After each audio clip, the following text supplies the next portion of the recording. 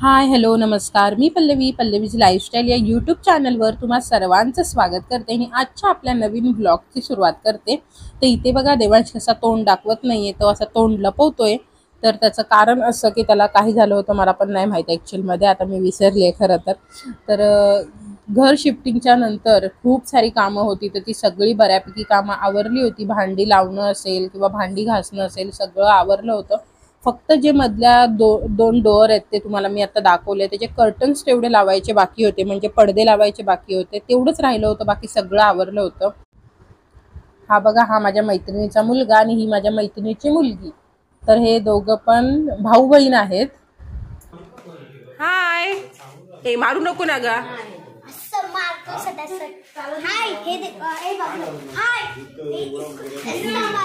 बाबू हाय, बाबू हाय.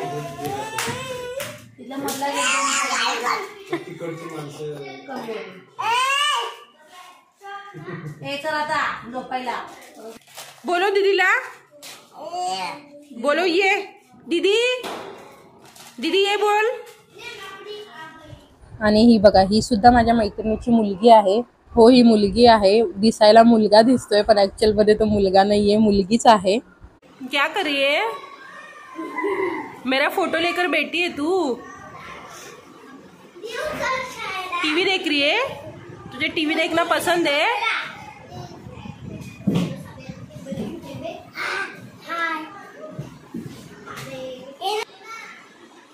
उसको टीवी देखना पसंद है, वो टीवी देख रही है. अरे देवा, लाइट पण गेली. ये गट्टू गट्टू मुंह में से निकाल शी गंदा. ये देखो, ये माझ्या मैत्रिणीची मुलगी आहे. ती खालच्या फ्लोअरला राहते, फर्स्ट फ्लोअरला राहते. आणि हिला मी कदाचित 1 ते 2 महिन्याची असताना बघितलेली आणि आता डायरेक्ट ती वर्षाची झाली आणि मग तिला बघते मी.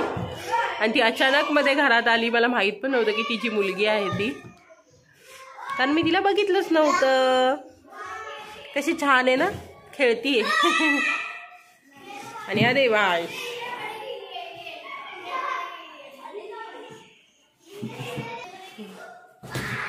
देवांश काय खेळत नाही. देवांशला जायचंय बाहेर खेळायला आणि ही आपली एकटीच बिचारी खेळते, कारण हिच्या याचं कुणीच नाहीये इथे खेळण्यासाठी. म्हणून ती एकटीच आपली बिचारी माझ्याकडे येऊन बसली आहे ना बाबू. हाय कर, हाय हाय हाय कर, हाय हाय. तर हे बघा माझं जुनं घर, ज्या घरी मी म्हणजे सामान सगळं काढल्याच्या नंतर थोडंसं काही साफसफाई बाकी होती. म्हणजे काय असं बाकी म्हणजे कचरा वगैरे आम्ही काढलेला, पण म्हटलं एकदा लादीवर फडका सुद्धा मारून घ्यावं, कारण आपण वर्षभर त्या घरामध्ये राहिलोय. तर त्या घराच्या भिंतींबरोबर, त्या घराबरोबर एक असं वेगळंच अटॅचमेंट होतं, माझं तरी होतं. कारण की कसं असतं, मी रेंटच्या घरात जरी राहत असले तरी मी रेंटचं घर म्हणून कधीच नाही राहिले. माझं घर म्हणूनच मी त्याला सांभाळलं. जसं होतं तसंच त्यांचं घर मी ठेवलेलं आहे. त्यात काही बदल नाही केलेला, चेंजेस नाही केलेले, की मी असं त्याला काही घाण करेन किंवा खराब करेन असं माझं काहीच नसतं. मी घर व्यवस्थितच ठेवणार. खरं सांगू तर मी आतापर्यंत 3 घरं शिफ्टिंग केलेत. म्हणजे माझं लग्न झाल्यापासून आतापर्यंत आम्ही रेंटच्या घरांमध्ये राहतोय.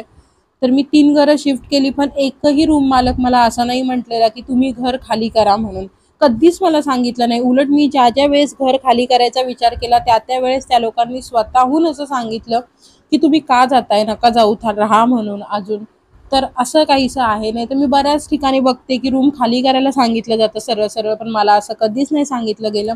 आणि प्रत्येक रूम मालक आमचे असेच म्हटले गेले की तुम्ही खूप चांगले होतात, तुम्ही कशासाठी जाताय, थांबा ना थोडे, आणखीन 1 वर्ष राहा, असं करतात. मग तेच खरं तर मला असं वाटतं की बापरे, खरंच आपण काय कमवलं, तर आपण हेच कमवलं की आपला टापटीपपणा, आपली व्यवस्थितपणा लोकांना खरंच जास्त आवडतो. आणि आपण मेन म्हणजे ज्या घरात राहतोय ते रूम मालक आपल्या जीवावर त्यांचं घर बिंदासपणे सोडून जातात. आणि मी सुद्धा माझं घर असल्याप्रमाणेच त्या घरांमध्ये राहते.